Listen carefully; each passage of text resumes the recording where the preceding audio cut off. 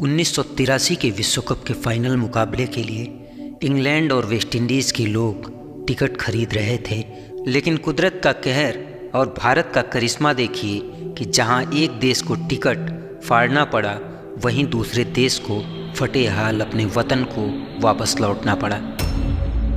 Final की ticket खरीदी किसी और ने और फाइनल देखा किसी और ने। शैंपेन की बोतलें मंगवाई किसी और ने और उन बोतलों को खोला किसी और ने।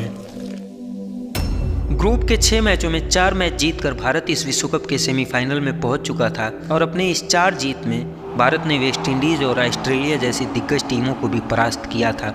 लेकिन इस पराक्रम के बाद भी मीडिया, क्रिकेट पंडित और इंग्लैंड में सट्टा लगाने वाली कंपनी लैडब्रोक अपनी वाड़ी में भविष्यवाणी कर रहे थे कि भारत का सेमीफाइनल में पहुंचना सिर्फ किस्मत की बात है और इंग्लैंड इस सेमीफाइनल में भारत को पराजित करके वेस्टइंडीज के साथ इस विश्व कप का फाइनल मैच खेलेगा।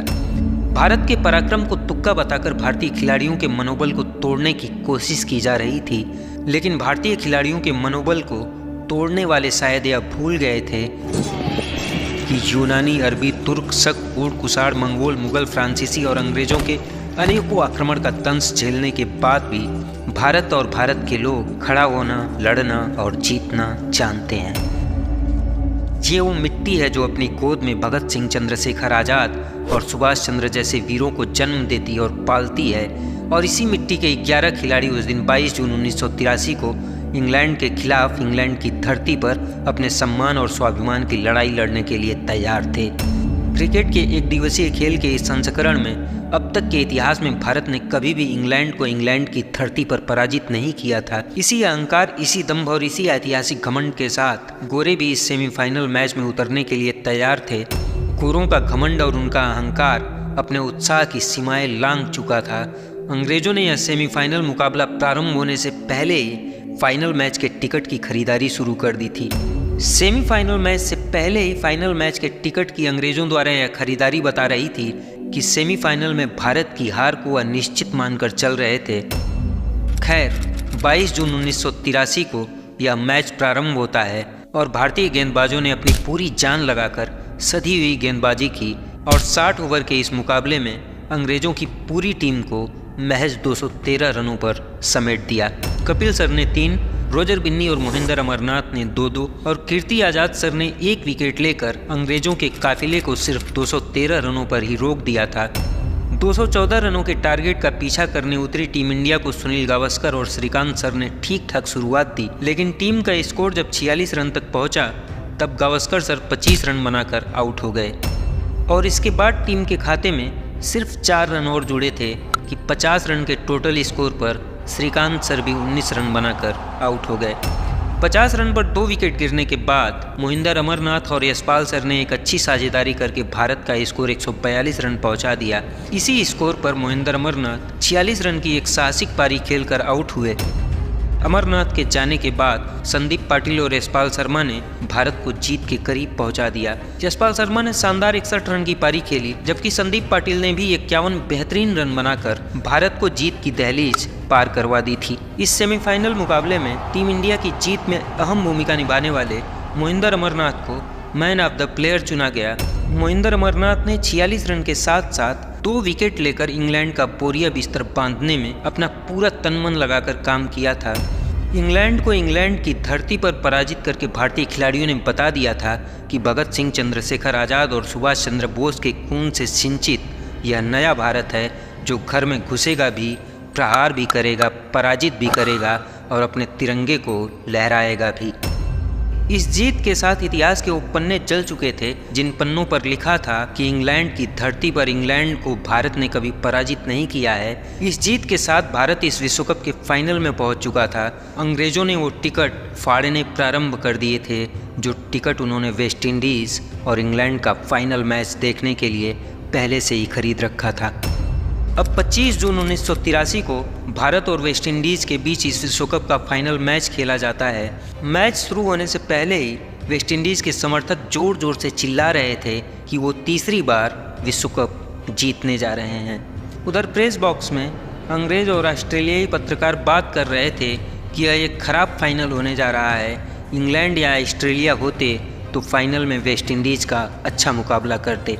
भारतीय पत्रकार मिहिर बोस, जो उस समय संडे टाइम्स के लिए काम कर रहे थे, उन्हें अंग्रेज और ऑस्ट्रेलियाई पत्रकारों द्वारा भारत की यह तौहीन अच्छी नहीं लगी और वे प्रेस बॉक्स को छोड़ करके ग्राउंड की तरफ नीचे आ गए। उस दिन टॉस ने कपिल सर का साथ नहीं दिया और इस फाइनल मुकाबले के लिए उस दिन कपिल सर टॉस हार गए। वेस्टइंडीज़ ने भारत को बैटिंग करने का निमंत्रण दिया और एंडी रॉबर्ट्स ने सुनील गावस्कर को सिर्फ 2 रन पर आउट करके भारत की सांसें रोक दी। गावस्कर के आउट होने के बाद मोहिंद्र अमरनाथ ने दूसरा छोर संभाला। एक छोर को संभालकर श्रीकांत सर अच्छी बल्लेबाजी कर रहे थे। मोहिंद्र अमरनाथ और श्रीकांत सर के बीच दूसरे विकेट के लिए 57 रन की साझेदारी हो चुकी थी कि तभी कप्तान क्लाइव लायड ने गेंद मैल्कम मार्शल को थमा दी और मार्शल ने आते ही श्रीकांत सर को पवेलियन का रास्ता दिखा दिया। श्रीकांत सर ने इस फाइनल मुकाबले में 38 रन की एक बेहतरीन पारी खेली, जो दोनों टीमों की तरफ से इस मैच का सर्वाधिक स्कोर था। श्रीकांत सर के जाने के बाद कोई भी भारतीय बल्लेबाज बहुत कुछ खास नहीं कर सका और पूरी भारतीय टीम 5 ओवर शेष रहते ही सिर्फ 183 रनों पर ही सिमट जाती है।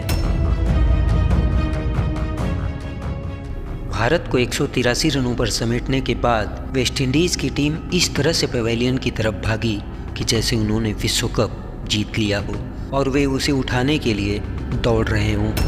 लेकिन ये तो अभी कहानी का सिर्फ एक पन्ना था, अभी तो पूरी की पूरी किताब बाकी है। ये तो अभी उन हवाओं का सिलसिला था, अभी तो पूरा का पूरा तूफान बाकी है। 183 रन पर भारतीय टीम के सिमटने के बाद भारत में क्रिकेट प्रेमी झल्लाकर अपने रेडियो और टीवी सेट को बंद कर रहे थे। मैच खत्म होने से पहले ही विदेशी पत्रकार वेस्टइंडीज़ की जीत को लेकर अपनी अपनी हेडलाइंस को तैयार करने में जुट गए थे। स्टेडियम में जो थोड़े बहुत भारतीय दर्शक थे, उनको वेस्टइंडीज़ के दर्शकों ने चिढ़ाना प्रारंभ कर दिया था। लॉर्ड्स में मौजूद क्रिकेट के जानकार चर्चा करने लगे थे कि अगर व्यू रिचर्ड्स रुक गए तो मैच 25 ओवर पहले ही खत्म हो जाएगा। पूरी दुनिया जब भारत के हारने का इंतजार कर रही थी, ठीक उसी वक्त भारत का वह कप्तान अपने खिलाड़ियों को समझा रहा था कि तूफान चाहे जितना भी भयंकर हो, लेकिन जमीन से पुष्पित और पल्लवित हुए तिनके को भी वह उखाड़ नहीं सकता है। भले ही हमारे बल्लेबाजों का शो फ्लॉप हो चुका हो, लेकिन हमारे गेंदबाजों की फिल्म रिलीज होनी अभी बाकी है। मान लिया मैंने कि लोग हमारे हारने की चर्चा कर रहे हैं, लेकिन जीतने का मज़ा भी तभी है जब पूरी दुनिया आपके हारने का इंतज़ार कर रही हो। भारतीय कप्तान के एक एक शब्द भारतीय खिलाड़ियों के अंदर एक जादुई ऊर्जा का संचार कर रहे थे। सभी भारतीय खिलाड़ी अब इस हार को जीत में बदलकर बाजीगर बनने का अटल निश्चय करके मैदान में उतरते हैं। वेस्टइंडीज़ की तरफ से ग्रीनीज और हाइनस बैटिंग के लिए उतरे और चौथे ओवर में बलविंदर सिंह संधू ने एक ऐसी गेंद डाली जो उस विश्व कप की सबसे बेहतरीन गेंद कही जा सकती है। बलविंदर सिंह संधू की इस गेंद पर ग्रीनीज ने ये सोचकर बल्ला ऊपर उठा लिया कि गेंद ऑफ स्टंप के बाहर वाइड जा रही है, और गेंद अचानक टर्न होकर अंदर आई और ग्रीनीज का ऑफ स्टंप ले उड़ी। पूरा स्टेडियम उस गेंद को देखकर आश्चर्यचकित रह गया। ग्रीनीज के चेहरे का रंग जैसे उड़ गया था। ग्रीनीज का बल्ला ऊपर का ऊपर ही रह गया था और उस गेंद ने अपना कारनामा करके भारतीय खिलाड़ियों के अंदर एक नई ऊर्जा का प्रवाह कर दिया था। हालांकि इसके बाद विव रिचर्ड्स ने आते ही ताबड़तोड़ प्रहार करना प्रारंभ कर दिया। मदन लाल के एक ओवर में विव रिचर्ड्स ने लगातार 2 बाउंड्री लगाई और ठीक इसके बाद वाले कपिल सर के ओवर में विव रिचर्ड्स ने 3 बाउंड्री मारकर अपना इरादा जाहिर कर दिया था। वेस्टइंडीज़ सिर्फ 1 विकेट खोकर 50 रन बना चुका था। वेस्टइंडीज़ को जीत के लिए अब सिर्फ 134 रनों की ज़रूरत थी और मैदान में वह विव रिचर्ड्स नाम का तूफान भारतीय गेंदबाजों पर प्रहार करके उन्हें देखकर मुस्कुरा रहा था। कपिल सर गेंद हाथ में लेकर सोच रहे थे कि अब गेंद किसको पकड़ाई जाए कि तभी मदन लाल आकर 1 ओवर और मांगते हैं। मदन लाल अपने 3 ओवर में 21 रन लुटा चुके थे। कपिल देव मदन लाल को ओवर देने से मना कर देते हैं। मदन सर कपिल सर से कहते हैं कि कपिल मुझे 1 ओवर और फेंकने दे, विव रिचर्ड्स मुझे गेंदबाज नहीं समझता है। कपिल सर मदन लाल को गेंद देने से इनकार कर देते हैं। मदन लाल को गेंद न मिलता देखकर विव रिचर्ड्स मदन लाल को देखकर मुस्कुरा रहे थे और विव रिचर्ड्स की ये मुस्कुराहट मदन लाल को अंदर ही अंदर जलाकर राख कर रही थी। और ठीक उसी वक्त क्रिकेट के इतिहास में एक ऐसी घटना हुई जो न कभी उसके पहले हुई थी और न ही कभी उसके बाद हुई।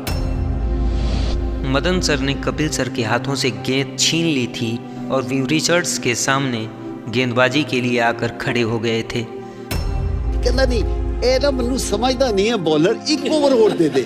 एक्चुअली हुआ क्या, मेरे को 3 ओवर में 21 रन पड़ गए थे, तो इसने ऐसे रखा हुआ था। मैं 2-3 बार बोला, मैं कहा दे दे, ये ऐसे ही खड़ा है। मैं कहा अच्छा ला दे इधर। और मदन सर के इसी ओवर की एक गेंद को हुक करते समय विव रिचर्ड्स मिस टाइम हो जाते हैं। गेंद हवा में जा चुकी थी। कपिल सर गेंद के पीछे भाग रहे थे। लगभग 20-25 गज पीछे भागकर अपनी उंगलियों के टिप पर कपिल सर ने वह कैच लिया था। पूरे विश्व कप का यह सबसे बेहतरीन कैच था। यह कैच इतना शानदार था कि कैच लेते ही दर्शक दीर्घा से कुछ भारतीय दर्शक खुशी में आकर कपिल सर को घेर लेते हैं। विव रिचर्ड्स नाम का वह तूफान अब मायूस होकर बाहर जा रहा था। 57 रन पर अब वेस्टइंडीज अपने 3 विकेट गंवा चुका था।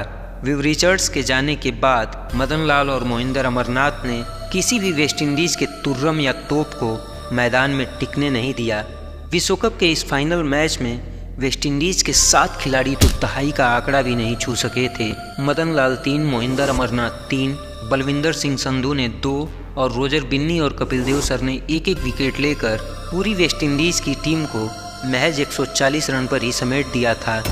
मदन सर की उस जीत और कपिल सर के उस कैच ने भारत को 1983 के विश्व कप का विजेता बना दिया था। लॉर्ड्स की बालकनी पर कपिल सर ने शैंपेन की बोतलें खोली और नीचे नाच रहे भारतीय दर्शकों को उससे सराबोर कर दिया। कपिल सर ये शैंपेन की बोतलें वेस्टइंडीज के ड्रेसिंग रूम से लेकर आए थे, क्योंकि भारतीय खिलाड़ियों ने तो जीत की उम्मीद ही नहीं की थी और इसलिए भारतीय खिलाड़ियों के ड्रेसिंग रूम में एक भी शैंपेन की बोतलों का इंतजाम नहीं था। मैच जीतने के बाद कपिल सर वेस्टइंडीज़ के ड्रेसिंग रूम में गए और वहाँ पर शैंपेन की बोतलों का इंतजाम पहले से था, क्योंकि उन्हें अपनी जीत पर पूरा भरोसा था। कपिल सर ने वेस्टइंडीज़ के कैप्टन क्लाइव लायड से पूछा, क्या मैं इन शैंपेन की बोतलों को ले सकता हूँ? क्लाइव लायड ने कहा, हाँ तुम इन्हें ले जाओ, अब ये हमारे किसी काम की नहीं है। भारतीय खिलाड़ियों ने वेस्टइंडीज़ को हराकर उन्हीं की शैंपेन की बोतलों से अपना जश्न मनाया था। शाम को 6 बज चुके थे। कपिल सर लॉर्ड्स की बालकनी में विश्व कप की वह ट्रॉफी लेकर खड़े थे। भविष्य में हम चाहे जितने विश्व कप जीत जाएं, लेकिन भारतीय क्रिकेट के इतिहास में इससे सुनहरा पल कुछ भी नहीं हो सकता है। इस जीत का जश्न मनाने भारतीय टीम उस रात जब एक होटल पहुंची तो होटल का बिल पे करने के लिए भारतीय खिलाड़ियों के पास पैसे नहीं थे। शैंपेन की शैंपेन बोतल खुल रही थी, लोग पी रहे थे, लेकिन मैं डर रहा था, इसके पैसे कौन देगा? आखिरी दिन था टूर का, किसी के पास कोई पैसा नहीं था। आज भी नहीं जानता वो पैसे किसने दिए। 1983 का यह विश्व कप जीतकर जब भारतीय टीम अपने वतन वापस लौटी तो बीसीसीआई के पास इतने पैसे भी नहीं थे कि भारतीय खिलाड़ियों को पुरस्कार दिया जा सके। तब भारतीय खिलाड़ियों को प्राइज मनी देने के लिए स्वर कोकिला और दीदी के नाम से मशहूर लता मंगेशकर जी ने दिल्ली के इंदिरा गांधी इंडोर स्टेडियम में एक संगीत समारोह का कार्यक्रम किया और उस कार्यक्रम में नितिन मुकेश और सुरेश वाडेकर ने लता जी का साथ दिया था। इस कार्यक्रम से 20 लाख रुपए एकत्रित हुए और सभी भारतीय खिलाड़ियों को 1-1 लाख रुपए इनाम के तौर पर दिए गए थे। बीसीसीआई लता जी के उस योगदान को नहीं भूला और सम्मान के तौर पर भारत के हर स्टेडियम में अंतर्राष्ट्रीय मैच के 2 VIP पास लता जी के लिए रखे जाते थे।